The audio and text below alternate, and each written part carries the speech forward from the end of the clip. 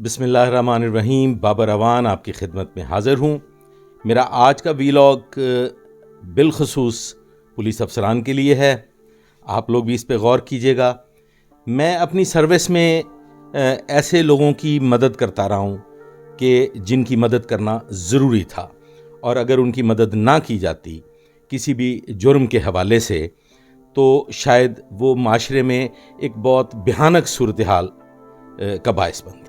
ख़वातीन व हज़रात, ये एक ऐसा वाक़या है जिसमें एक नौजवान से, एक कम उम्र नौजवान से, जो कि बड़ा ज़हीन तालिब इल्म भी था बल्कि है माशाअल्लाह, उससे एक भयानक गलती हो। मेरी पोस्टिंग थी CIA मॉडल टाउन। मेरा सबॉर्डिनेट जो इमीडिएट मेरी टीम का हिस्सा था, मेरी पोस्टिंग बतौर इंस्पेक्टर हेडक्वार्टर थी। दीगर ऑफिसर्स भी अपने केसेस मुझसे डिस्कस करते थे। तो वकासुल हसन सब इंस्पेक्टर हैं, वो मेरे पास आते हैं और मुझे आके बताते हैं कि मेरे पास एक तफ्तीश है, 392 का डकैती का मुकदमा है थाना गुलबर्ग का, जिसमें मैंने एक नौजवान को CCTV फुटेज की मदद से अरेस्ट किया है।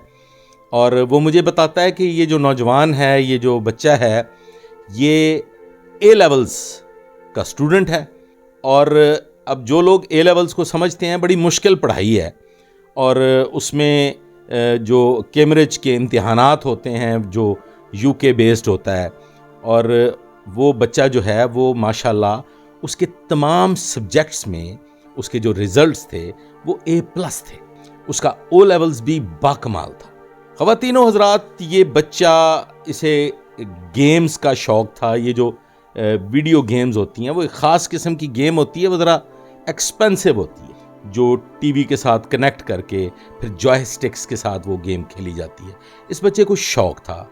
ये बिन बाप का बच्चा, 2 बहन भाई और एक वालदा पर मुश्तमिल ये मुख्तसर फैमिली। इस बच्चे को उस वीडियो गेम का शौक़ होता है। ये गुलबर्ग के एरिया में एक प्लास्टिक का पिस्टल, जो अमूमन आप लोगों ने भी देखा होगा, मैं आपको अपने वीलॉग में भी आप देख लीजिए, ये एक प्लास्टिक का पिस्टल जो बज़ाहिर पिस्टल ही दिखाई देता है, वो कहीं से हासिल करता है और उसके बाद वो एक टॉय शॉप पे चला जाता है जहाँ पे ये इलेक्ट्रॉनिक वीडियो गेम्स मिलती हैं। वहाँ पे जाके वो वीडियो गेम पसंद करता है जो उसने लेनी थी, और फाइनली जब वो वीडियो गेम ले लेता है, वो उसको पैक करवाता है, तो वो पैसे देने की बजाय वो पिस्टल उस पर तान लेता है, और फिर वहाँ पे थोड़ी सी हाथापाई होती है, और वो पिस्टल जो है उससे उसके यहाँ पे माथे पे चोट भी लग जाती है दुकानदार के। बाहर कैफ वो बच्चा वहाँ से वीडियो गेम लेके मोटरसाइकिल पे बैठता है और फरार हो जाता है। रास्ते में वो CCTV फुटेजेस और सेफ सिटी कैमरास जो हैं वो उसको कैप्चर कर लेते हैं, और बिल आखिर CIA लाहौर के सब इंस्पेक्टर वकासुल हसन उसे अरेस्ट कर ले। ये बच्चा मेरे पास जब लाया जाता है, मैं इसकी सारी सूरत हाल पे गौर करता हूँ। एक यतीम बच्चा जिसकी बहन भी O लेवल्स की स्टूडेंट है, और उसकी वालदा टीचिंग के शोबा से जो हैं वो मुंसलिक हैं, और वो किसी स्कूल में या कहीं भी किसी एजुकेशन के अदारे में वो मुलाजमत करती हैं। आप बखूबी अंदाज़ा लगा सकते हैं कि कितनी मुश्किल से, कितनी मेहनत से उस बच्चे को A लेवल्स तक लेके गई होंगी। बहरकैफ ख़वातीन व हज़रात, मैं जब उस बच्चे का इंटरव्यू करता हूँ तो वो एक ज़हीन फ़तीन, एक बड़ा ही आला स्टूडेंट मेरे सामने आता है, और उससे वीडियो गेम की ख्वाहिश में ये भयानक जुर्म हो जाता। मैं उसी लम्हे फ़ैसला करता हूँ कि इस बच्चे को जेल नहीं जाना चाहिए। अगर ये बच्चा जेल जाएगा तो ये आने वाले वक्त में माशरे के लिए एक बहुत भयानक सूरत हाल का बायस बनेगा। इतना ज़हीन बच्चा, इतना कामयाब तालिब इल्म अगर जेल चला गया 392 डकैती के मुकदमा में, तो फिर ये जितना बड़ा मुजरिम बन के इस माशरे में आएगा, और फैमिली तो इसकी तबाह हो जाएगी, बहन का मुस्तकबिल भी तबाह हो जाएगा, माँ भी बर्बाद हो जाएगी। चूँकि यतीम बच्चा है, तो ख़वातीनो हज़रात, मैं ये फ़ैसला कर लेता हूँ और ये मुसम्मम इरादा कर लेता हूँ कि इस बच्चे को किसी सूरत जेल नहीं जाने देना। मैं ये सारी सूरत हाल, कैसर मुश्ताक होते हैं मेरे DSP, मैं उनसे डिस्कस करता हूँ, उन्हें जाके गोशगुजार करता हूँ। लेकिन वो एक रवायती पुलिस का स्टाइल है, वो कहते हैं कि यार जुर्म तो इसने किया है, इसको जेल तो जाना चाहिए। मैं कहता हूँ सर, मैं इस बच्चे को जेल नहीं भेजना चाहता, मैं इस बच्चे को किसी सूरत जेल नहीं भेजना चाहता। मेरा सारी ज़िंदगी मेरा ज़मीर मुझे झंझोड़ता रहेगा कि मेरे पास इख्तियार था, मैं ये कर सकता था, मैं एक फैमिली को, एक ख़ानदान को एक बहुत भयानक सूरत हाल से बचा सकता था। और ज़हीरुद्दीन बाबर अवान, तुमने वो नहीं किया। ये इतनी बड़ी ज़्यादती हो जाएगी कि मैं शायद सारी ज़िंदगी अपने आप को माफ़ नहीं कर सकूँगा। बहरकैफ मैं किसी तरीके से पूरे बहस के बाद कैसर मुश्ताक साहब को राज़ी करता हूँ, उनको कन्विंस करता हूँ कि सर ये बच्चा, ये इतना बेहतरीन तालीम हासिल करने वाला बच्चा अगर जेल चला गया तो इसकी बहन का मुस्तकबिल भी बर्बाद हो जाएगा, इसकी वालदा तो बर्बाद हो ही जाएगी। बहरकैफ कैसर मुश्ताक साहब एक बेहतरीन पुलिस ऑफिसर, बात सुनने वाले, और जब कोई जेन्युइन बात हो तो उसको लेके फिर वो साथ देने वाले ऑफिसर। मैं उनको मना लेता हूँ और वो मुझे कहते हैं कि फिर आप क्या करेंगे। मैं उनसे कहता हूँ कि जी आप मुझ पे छोड़ दीजिए, मैं इस बच्चे को किसी सूरत जेल नहीं भेजना चाहता। वकासुल हसन से मैं कहता हूँ कि बेटे आप ऐसे कीजिए कि आप इस बच्चे की वालदा को, इस बच्चे की हमशीरा को और मुद्दई मुकदमा जो हैं उन्हें बुलवाइए और आज शाम उन्हें मेरे पास लेके आइए। ख़वातीनो हज़रात, वो वकासुल हसन उस पर अमल करते हैं और थोड़ा थोड़ा उनके जहन में ये भी होता है, वकासुल हसन के जहन में भी ये होता है कि ये बच्चा बच जाना चाहिए।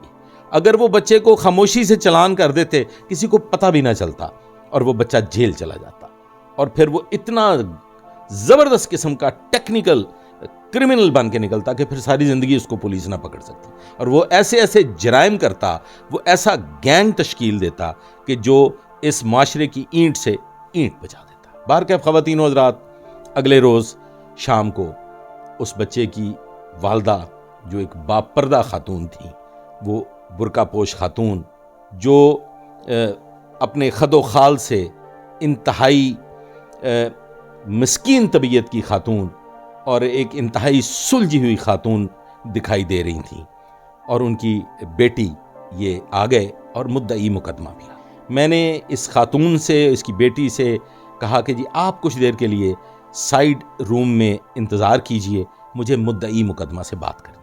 मुद्दई मुकदमा को मैंने तमाम सूरत हाल बताई, उस बच्चे की तालीमी असनाद, सर्टिफिकेट्स वो भी मैंने मंगवा लिए थे, वो मुद्दई मुकदमा को दिखाए। मुद्दई मुकदमा भी कोई अल्लाह का बड़ा ही भला मानस इंसान था। मैंने उनको जब ये सारी सूरत हाल बताई तो मेरी गुफ्तगू सुन के वो आबदीदा हो गए।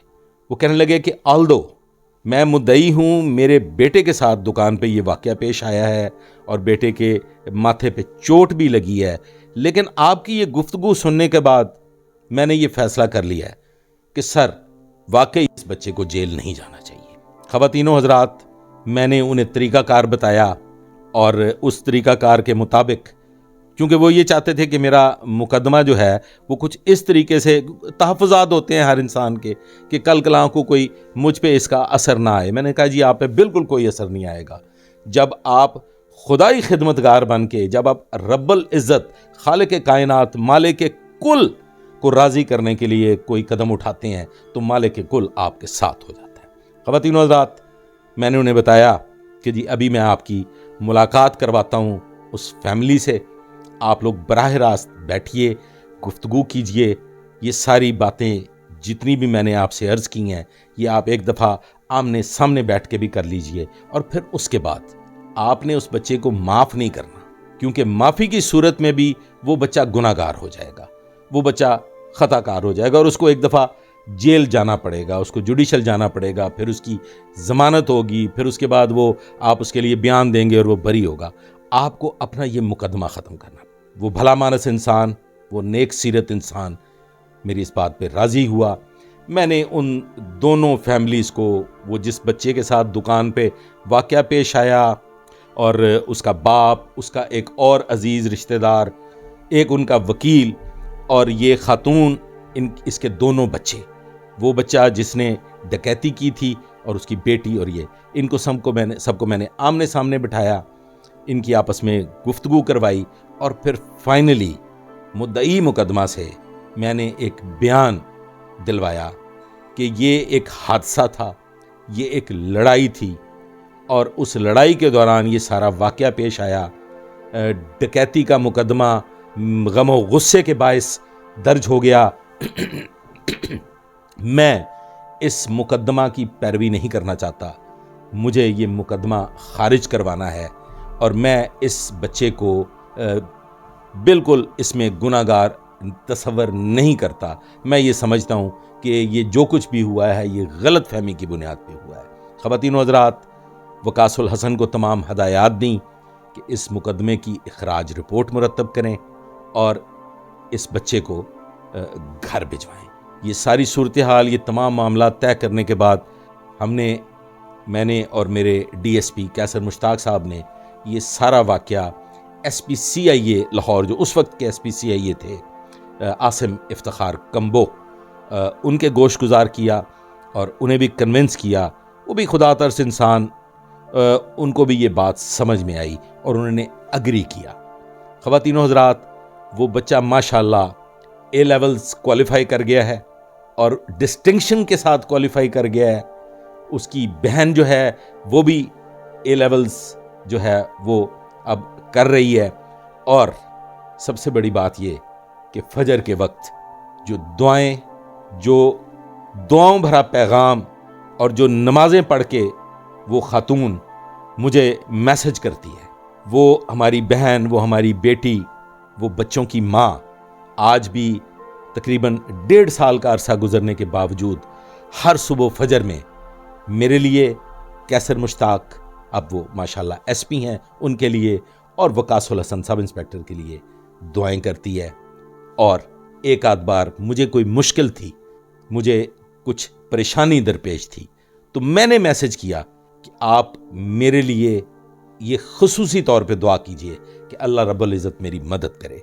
ख़वातीन व हज़रात, उस खातून ने अपने घर में आयत करीमा की महफिल बर्पा की और उस खातून ने मेरे लिए आयत करीमा का वो विर्द करवाने के बाद दुआ करवाई और फिर मुझे मैसेज किया कि हमने अपने दिल की गहराइयों से रब्बुल इज़्ज़त को याद किया है और इंशाअल्लाह ताला रब्बुल आलमीन आपकी मदद करेगा। और ख़वातीन व हज़रात, मेरी वो मुश्किल आसान हुई, मुझे कामयाबी मिली और वो मैसेज आज भी सुबह फजर के वक्त मुझे मौसूल होता है और यकीन कीजिए मुझे दुनिया में जन्नत का सा समा महसूस होने लगता है।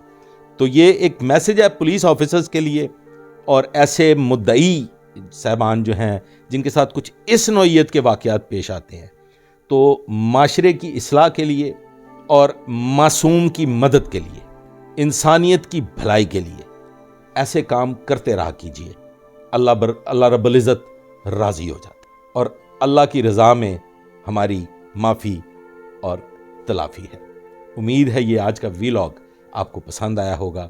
अगर ये वीलॉग आपको पसंद आया हो तो लाइक कीजिएगा, शेयर कीजिएगा, मेरे चैनल को सब्सक्राइब कीजिएगा। आपकी दुआओं की ज़रूरत है और चैनल ग्रो करने के लिए आपकी मदद की ज़रूरत है। अल्लाह हाफ़िज़।